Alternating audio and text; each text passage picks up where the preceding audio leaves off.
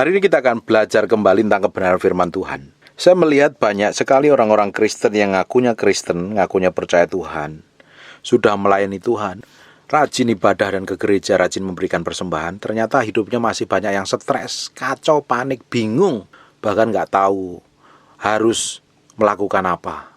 Bapak Ibu, saya percaya kalau seseorang itu sampai bisa stres, panik, bingung, itu adalah perbuatan daging. Kita bukan dipimpin Roh Kudus, tapi dipimpin oleh keinginan daging dan hawa nafsu kita.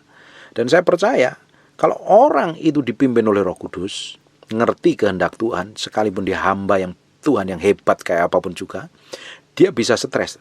Tapi kalau dia nggak dipimpin oleh Roh, dengerin suara Tuhan, tapi dengerin pola pikirnya sendiri, cara pandangnya sendiri, hidup maunya sendiri, dia bisa stres, panik, dan kacau.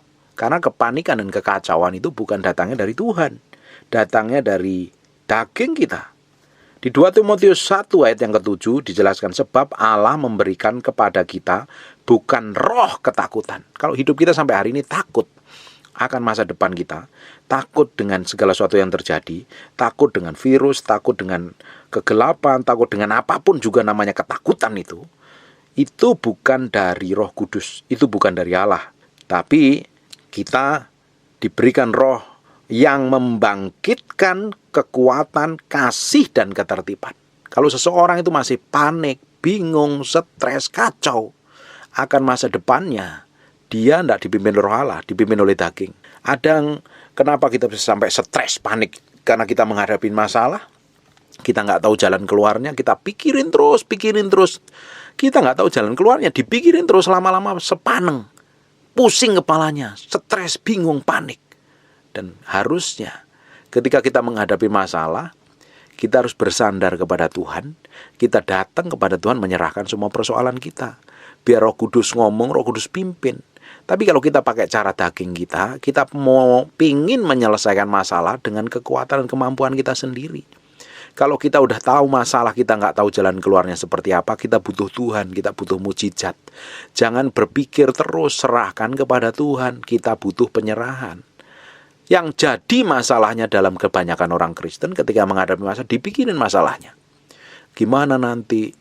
Pikir yang jelek, pikiran yang buruk, penuh kekhawatiran, penuh ketakutan, penuh kekacauan.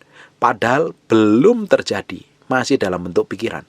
Akhirnya apa? Menguasai seseorang, membuat orang itu tidak bisa memiliki iman. Di mana ada ketakutan, iman tidak akan bekerja. Di mana ada iman, ketakutan akan lenyap. Nah, dibutuhkan hidup kita setiap hari untuk dipimpin Roh Kudus, berjalan dengan maunya Tuhan, dipimpin kehendak Tuhan, berjalan dalam ketepatan ilahi, sehingga hidup kita semakin hari semakin ngerti apa yang Tuhan mau. Orang yang dipimpin Roh Kudus tidak mungkin dia kacau hidupnya. Orang yang pelayanan dan diurapin Tuhan bisa tetap kacau loh, kalau hidupnya dikuasai dengan ketakutan. Dan hari ini kita akan belajar dari seorang pribadi yang powerful, nabi yang luar biasa, bikin mujizat, pengurapannya double porsi, urapannya powerful, hidupnya penuh dengan kuasa Tuhan. Tapi pada titik tertentu ketika dia mengandalkan pikirannya dan kekuatannya sendiri, dia dipenuhi ketakutan sampai stres. Sekarang buka di 1 Raja-Raja pasal yang ke-19. Mulai ayat pertama, ketika Ahab memberitahukan kepada Isabel segala yang dilakukan Elia dan perihal Elia membunuh semua nabi itu dengan pedang, Elia ini bikin KKR, mujizat, ngelihat Tuhan luar biasa, akhirnya dibunuh semua nabi-nabi Baal itu. Tapi apa yang terjadi ketika dia mendengar perkataan Isabel? Maka Isabel menyuruh seorang suruhan mengatakan kepada Elia, hanya seorang suruhan untuk ngomong sama Elia, beginilah kiranya para Allah menghukum aku, bahkan lebih lagi daripada itu, jika besok kira-kira pada waktu ini aku tidak membuat nyawamu sama seperti nyawa seorang dari mereka itu. Ayat 3, perhatikan. Maka takutlah ia, lalu bangkit dan pergi menyelamatkan nyawanya. Dan setelah pergi ke Beersheba, yang termasuk wilayah Yehuda, ia meninggalkan bujangnya di sana. Bahkan dia pingin sendiri hidupnya, stres karena dengar perkataannya seorang perempuan. Dia lupa bahwa kuasa Tuhan, penyertaan Tuhan, mujizat Tuhan, urapan Tuhan yang menyertai hidupnya. Dia lupa karena coba makan perkataan buruk dari seorang perempuan. Hati-hati. Karena perkataan buruk seseorang yang ngancam, itu adalah datangnya bukan daripada Tuhan. Kalau yang datang daripada Tuhan, dan hidup kita dipimpin Tuhan, kita akan tenang, enjoy. Kalau orang yang hidup dipimpin Roh Kudus tuh, orang mau ngomong, mau ngancem, mau ngelakukan apa-apa, selama kita hidup benar dan hidup dalam kekudusan, kesucian seperti apa yang Tuhan mau, tenang, enjoy loh. Orang yang dipimpin Roh Kudus itu tertib hidupnya, tenang, nggak penuh ketakutan, nggak penuh kekhawatiran. Kalau engkau hari ini khawatir, takut karena ancaman seseorang, bingung, stres, sampai nggak bisa tidur, nggak bisa makan, badannya pegel semua, paniknya kalau kena masalah histeris, engkau dipimpin oleh dagingmu. Dagingmu yang mengendalikan dan menguasai. Kalau engkau dipimpin Roh Kudus, engkau akan bisa tenang dan enjoy. Serahkan sama Tuhan dan Tuhan yang akan bekerja. Hati yang ketiga, maka takutlah ia lalu bangkit pergi menyelamatkan nyawanya. Dia takut. Takut bukan daripada Tuhan loh. Tadi Alkitab mencatat di 2 Timotius 1 ayat 7, sebab Allah memberikan kepada kita bukan roh ketakutan. Ini Elia sedang dipimpin oleh keinginan dagingnya. Seorang nabi yang besar, nabi yang hebat sekalipun, ketika dia memberikan dagingnya memimpin, pikiran, perasaan, kemauannya dipimpin, ngontrol dan mengendalikan, bukan pimpin oleh Roh Tuhan. Akhirnya apa? Takut lalu bangkit pergi menyelamatkan nyawanya. Dan setelah sampai ke Berseba, yang termasuk wilayah Yuda, ia meninggalkan bujangnya di sana. Ketika seseorang dipimpin oleh keinginan dagingnya, daging yang mengendalikan, akhirnya apa? Pola pikirnya salah, cara melihatnya salah, cara pandangnya salah, keputusan salah, dan perbuatannya salah. Kehendaknya salah. Makanya kita perlu setiap hari harus minta dipimpin oleh Roh Kudus supaya hidup kita ini berjalan dalam ketepatan ilahi. Berjalan seperti yang Tuhan mau. Hidup kita berkemenangan, hidup kita mengalami breakthrough, hidup kita mengalami terobosan, hidup kita menikmatin semua berkat dan janji Tuhan. Setiap hari kita menikmatin. Ayat 4, tetapi ia sendiri masuk ke padang gurun sehari perjalanan jauhnya. Dia lari, berjalan jauh dari hadapan Tuhan. Lalu duduk di bawah sebuah pohon arar. Kemudian ingin mati rasanya. Keinginannya udah ngawur. Bayangin, karena ancaman dia ingin mati. Katanya, cukuplah itu sekarang ya Tuhan. Ambillah nyawaku, sebab aku ini tidak lebih baik daripada moyangku. Gerutu, ngeluh, ngomel. Orang yang stres, pinginnya mati. Beberapa bulan yang lalu saya melihat anak muda stres sampai bunuh diri. Kenapa? Dia nggak tahu jalan keluarnya. Orang yang stres, panik, dipimpin daging, seringkali ingin mengakhiri hidupnya. Kalau hari ini engkau nggak tahu jalan keluar masalah, engkau sampai ingin bunuh diri. Dengerin baik-baik. Hidupmu dipimpin daging. Dan engkau mesti bertobat balik kepada Tuhan. Tuhan punya jawaban atas masalahmu. Tuhan punya jawaban atas segala persoalanmu. Tuhan sanggup bikin mujizat. Tuhan sanggup bikin breakthrough. Tuhan sanggup bikin terobosan dalam masa depanmu. Tuhan kita jauh lebih dahsyat itu. Jangan mau dikontrol oleh pikiran, jangan mau dikontrol kehendakmu, jangan mau dikontrol pikiranmu. Serahkan sepenuhnya pada pusat kehendak Tuhan. Ayat yang kelima, sudah itu ia berbaring dan tidur di bawah nara itu. Tetapi tiba-tiba seorang malaikat menyentuh dia serta berkata kepadanya, bangun, makanlah. Ketika ia melihat sekitarnya, maka ada sebelahnya kepalanya ada roti bakar. Malaikat sendiri bikin roti bakar. Tuhan tetap bikin penyediaan atas segala kebutuhan kita. Di saat susah pun Tuhan tetap pelihara. Itu bukti Tuhan kita itu baik loh. Gak perlu stres, gak perlu panik sebenarnya. Ini bukti Tuhan memelihara kita sampai hari ini. Tuhan berikan kesehatan, Tuhan cukupi semua kebutuhan kita, bisa tinggal tetap tidur enak, kita bisa makan enak. Itu pemeliharaan Tuhan. Kalau Tuhan bisa memelihara kita hari ini, di masa yang akan datang pun Tuhan sanggup pelihara.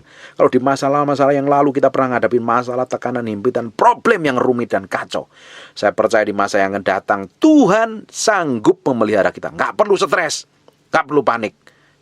Tanggalkan tuh, matiin dagingmu tuh, pikul salib, sangkal diri, serahin kepada Tuhan. Ayat yang ke-6, ketika ia melihat sekitarnya, maka ada roti di sebelah kepalanya dan ada roti bakar dan sebuah kendi berisi air. Lalu ia makan dan minum, kemudian berbaling. Tetapi malaikat Tuhan datang untuk kedua kalinya dan menyentuh dia serta berkata, bangunlah, makanlah, sebab kalau tidak perjalananmu nanti terlalu jauh bagimu. Maka bangunlah ia lalu makan dan minum, dan oleh kekuatan makanan itu ia berjalan 40 hari 40 malam lamanya sampai ke gunung Allah, yakni gunung Hermon. Penyediaan Tuhan selalu memberikan kekuatan buat kita. Tuhan sampai hari memberikan perlindungan, Kita bebas dari kematian gara-gara wabah kemarin yang mengerikan. Sampai orang-orang tiap hari meninggal, ratusan orang, bahkan ribuan orang meninggal. Dan kita sampai hari ini dipelihara Tuhan. Kalau Tuhan hari ini pelihara, di masa yang akan datang Tuhan akan pelihara. Pemeliharaan Tuhan itu memampukan kita berjalan melewat padang gurun, lewat perjalanan yang jauh, memberikan kemampuan kita untuk bertahan. Itu bukti Tuhan kita itu powerful dan dahsyat. Ayat yang ke-9, di sana masuklah ia ke dalam sebuah gua dan bermalam di situ. Maka firman Tuhan datang kepadanya. Demikian, apakah kerjamu di sini, hai Elia? Perhatikan, orang yang dipimpin daging. Orang yang dipimpin daging selalu membantah, selalu kasih argumen, selalu jawab menurut benarnya sendiri. Jawabnya, aku bekerja segiat-giat bagi Tuhan, Allah semesta alam. Karena orang Israel meninggalkan perjanjianmu, meruntuhkan mezbah-mezbahmu dan membunuh nabi-nabimu dengan pedang. Hanya aku seorang dirilah yang masih hidup dan mereka ingin mencabut nyawaku. Mengasihani diri sendiri. Kenapa orang bisa stres? Ngasihi diri sendiri. Merasa benar, merasa bekerja keras, nggak dihargai, nggak dihormatin, nggak diakui, akhirnya stres panik. Ketika menghadapi masalah bingung, kacau. Akhirnya apa? Nyalain, cari kambing hitam. Selalu cari pembenaran diri. Orang yang stres itu nggak mau melihat cara Tuhan bekerja, tapi ngelihat masa lalunya. Ini loh, aku udah pernah kerja, aku udah begini. Kok nyatanya aku kadang ngarami kayak begini? Dia nggak bisa melihat matanya dengan kacamata Tuhan. Lalu firman-Nya keluarlah dan berdirilah di atas gunung itu di hadapan Tuhan. Maka Tuhan lalu angin besar dan kuat dan membelah gunung-gunung, memecahkan bukit batu, mendahului Tuhan. Tetapi tidak ada Tuhan di dalam angin itu. Kita lompatin ya, perhatikan ini. Ayat yang ke-13, segera sesudah Elia mendengarnya, ia menyelubungi mukanya dengan jubahnya, lalu pergi keluar dan berdiri di pintu gua. Maka datanglah suara kepadanya yang berbunyi, apakah kerjamu di sini, hai Elia? Jawabannya tetap sama loh. Aku bekerja segiat-giatnya bagi Tuhan semesta alam. Karena orang Israel meninggalkan perjanjianmu. Dikirain semua orang ninggalin Tuhan. Dan dia sendiri yang paling benar. Meruntuhkan mezbah-mezbahmu dan membunuh nabi-nabimu. Dengan pedang hanya aku sendiri, seorang dirilah yang masih hidup. Dan mereka ingin mencabut nyawaku. Perhatikan. Firman Tuhan kepadanya, pergilah, kembalilah ke jalanmu melalui padang gurun, ke Damsyik. Dan setelah itu engkau sampai ke gunung, harus mengurapi Hazael menjadi raja atas Aram. Juga Yehu cucu Nimsi harus kau urapi menjadi raja atas Israel. Dan Elisa bin Safat dari Abel Mehola harus kau urapi menjadi nabi menggantikan engkau. Orang kalau udah putus asa, stres, dia ngerti tugas yang harus dikerjakan dari Tuhan. Orang yang sudah stres, dikuasain daging, dikuasain emosinya, dikuasain perasaannya, dia tidak bisa melihat visi Tuhan, bahkan tidak ngerti kehendak Tuhan. Padahal Tuhan masih punya rencana yang besar. Dia merasa benar, merasa hebat, merasa pinter, merasa berjasa, bisa memberikan persepuluhan mungkin, persembahan yang gede, tapi orang gak hormatin, gak hargain, akhirnya apa? Bingung, panik, stres. Kalau kita masih bingung, stres, panik, kita gak dipimpin oleh Roh Kudus, tapi kita dipimpin daging. Upahnya adalah akhirnya apa? Gak ngerti kehendak Tuhan. Harusnya kita bisa menyelesaikan tugas sampai garis akhir. Kita mikirin diri kita sendiri, kita pusing dengan perasaan kita sendiri. Coba lihat, perhatikan nih. Ayat 17, maka siapakah yang terluput dari pedang Hazael akan dibunuh oleh Yehu. Dan siapa yang terluput dari pedang Yehu akan dibunuh oleh Elisa. Perhatikan, 18. Tetapi aku meninggalkan 7.000 orang Israel, yakni semua orang yang tidak sujud menyembah Baal dan mencium mulutnya tidak mencium dia.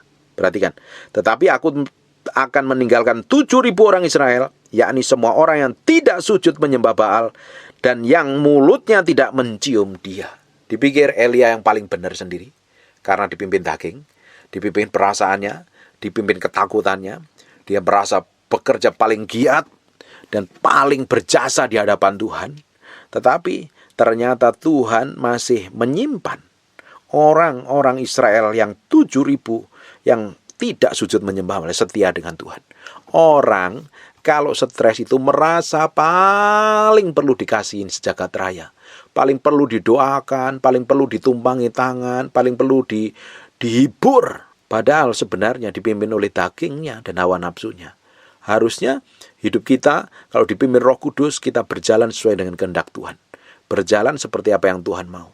Mengikuti kemauan Tuhan. Kemauan Roh Kudus kemana Roh Kudus pimpin dan kehendaki. Kalau hari ini kita masih sampai stres, bingung, kacau, panik, hidupmu nggak dipimpin Roh Kudus loh, dipimpin daging. Kamu harus belajar menyangkali diri, bertobat balik kepada Tuhan, pikul salib, sangkal diri, menyerahkan di hadapan Tuhan hari ini. Jangan izinkan semua kehendak daging, perbuatan daging menguasai hidup. Kita ini anak-anak Tuhan. Kita adalah manusia roh yang memiliki jiwa, pikiran, perasaan, dan kemauan. Harusnya roh yang memimpin, bukan jiwa kita yang memimpin. Banyak orang dipimpin oleh jiwanya, perasaan, kemauannya, dan pikirannya yang tidak sesuai kehendak Tuhan. Tidak heran hidupnya babak belur. Tidak heran hidupnya kacau dan berantakan. Tidak heran hidupnya stres, panik. Saya nggak habis pikir orang yang ngaku lahir baru, kenal Tuhan, mencintai Tuhan sampai stres dan panik. Berarti ada yang salah dengan pikiranmu, pola pikirmu, cara pandangmu, kemauanmu, dan kehendakmu. Itu perlu disalibkan dan ditaklukkan pada pusat kehendak Tuhan. Karena Roh Kudus memberikan bukan roh ketakutan, tetapi roh yang membangkitkan kekuatan, kasih, dan ketertiban. Orang yang tidak tertib, artinya orang itu panik, kacau, dan berantakan, ngawur, emosi, penuh amarah. Sedangkan Roh Kudus ini memberikan roh ketertiban, membangkitkan kekuatan, dan memiliki kasih. Bagaimana mungkin orang masih kepahitan, benci, dendam, tidak bisa mengampuni? Perkataannya dipenuhi Roh Kudus. Di 2 Timotius, pasal pertama ayat yang ke-7, sebab Allah memberikan kepada kita roh, sebab Allah memberikan kepada kita bukan roh ketakutan, melainkan roh yang membangkitkan kekuatan, punya kuasa, punya otoritas, punya urapan, dan dahsyat ini harusnya. Dan kasih itu menutupi segala pelanggaran. Bukan ngobrol kesalahan orang lain, menjelekkan orang, memfitnah, jadi penggosip, apalagi pembenci, pendendam, tidak bisa mengampuni. Bukan daripada Roh Kudus itu, dari roh setan itu. Dan hidupnya tertib, teratur. Bagaimana kalau engkau bisa panik dan kacau dan berantakan, hidupmu bisa tertib? Nggak bisa. Harusnya hidup kita tenang, enjoy, berjalan bersama Tuhan. Harusnya kehidupan kekristenan kita itu nggak struggle gitu loh. Dikit-dikit berjuang dengan daging sampai stres, panik, bingung. Itu daging itu yang kerja. Tuhan tuh maunya kerja itu bertanggung jawab, penuh hikmat, dan kita bisa menikmati hidup dengan seluruh anugerah dan kemurahannya. Harusnya hidup kita semakin hari bisa menikmati Tuhan dalam setiap pekerjaan, setiap apapun yang kita kerjakan. Hidup kita bisa bahagia. Kekristenan itu harusnya hidup yang membahagiakan. Dan kebahagiaan itu harus pilihan kita yang harus memilihnya. Memilih untuk hidup dipimpin Roh Kudus, bukan dipimpin kemauan, emosi, perasaan, dan pikiran kita. Kita harus hidup, belajar dipimpin Roh Kudus. Segala sesuatu yang tidak sesuai dengan firman Tuhan gak usah dilakuin, gak usah dikerjakan. Kalau engkau masih takut, bingung, gak ada damai sejahtera, jangan dikerjakan. Kalau engkau hari ini masih takut, bingung, kacau, panik, kamu 100% dipimpin daging. Dan kamu minta Roh Kudus berikan kemampuan untuk berjalan untuk dipimpin Roh Kudus. Hidupmu akan bahagia. Hidup sama Tuhan itu bahagia. Enjoy sekalipun kita mengalami lembah bayang-bayang maut. Tuhan tetap memproteksi, menjagain di Mazmur 23. Sekalipun kita berjalan dalam lembah bayang-bayang maut, tongkat dan kadamu menuntun aku, dan kau memberi hidangan di hadapan lawanku. Tuhan pelihara, Tuhan proteksi, Tuhan jagain. Sekalipun kita mengalami proses yang tidak enak sekalipun. Di Mazmur 91, orang yang dekat dengan Tuhan, dipimpin oleh Tuhan, kenal kehendak Tuhan. Sekalipun ada penyakit sampar, rebah kanan kiri, kita enjoy menikmati berkat Tuhan. Kita tenang dalam lindungan, proteksi, penjagaan Tuhan. Tapi udah ngaku Kristen, panik, stres, bingung, kacau, hidupmu dipimpin daging. Kamu harus salibkan semua keinginan daging dan hawa nafsumu, ditaklukkan pada pusat kehendak Tuhan, supaya hidup kita semakin hari didapatin berkenan di hadapannya. Gak ada solusi lain. Pikul salib, sangkal diri. Matiin semua keinginan daging dan hawa nafsunya, supaya hidup kita itu berkenan di hadapan Tuhan.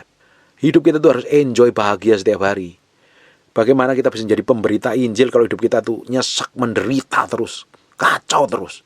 Memang Tuhan izinkan kadang penderitaan itu memurnikan hati kita, tapi nggak selalu diizinkan terus-terusan menderita terus-terusan itu loh. Karena Alkitab ngomong, Tuhan bawa ke lembah bayang-bayang maut sekalipun tongkat dan gadamu menuntun aku. Bahkan di ayat selanjutnya Tuhan memberikan hidangan di hadapan lawan. Ada penghiburan.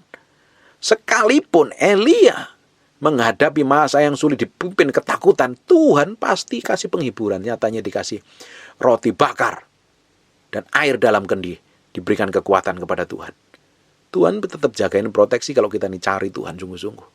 Elia, nabi yang hebat, melihat mujizat luar biasa pengurapannya, stres karena merasa dirinya paling benar, dipimpin oleh ketakutan, bukan dipimpin oleh kehendak Tuhan. Jangan izinkan ketakutan menguasai hidupmu. Jangan izinkan kekacauan menguasai hidupmu. Jangan izinkan kekhawatiran menguasai hidupmu. Daging itu tidak berkenan di hadapan Tuhan. Perlu disalibkan. Saya berdoa bahwa ibu semakin hari semakin bijaksana, mengendalikan dan mematikan semua keinginan daging ini, menaklukkannya pada pusat kehendak Tuhan. Hidup kita harus dipimpin oleh Roh Kudus.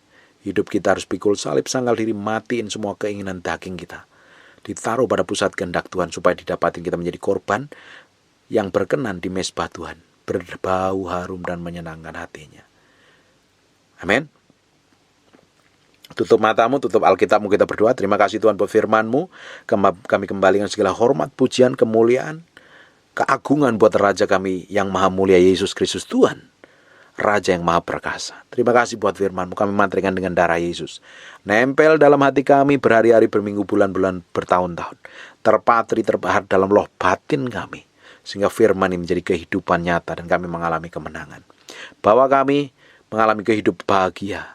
Kami bukan menjadi orang Kristen yang stres, panik, bingung, kacau, tapi hidup kami tenang, menikmati semua kebaikan Tuhan. Sekalipun kami menghadapi ujian, proses permukaan yang terjadi kami alami, tapi kami melihat tongkat dan gada Tuhan memelihara kami.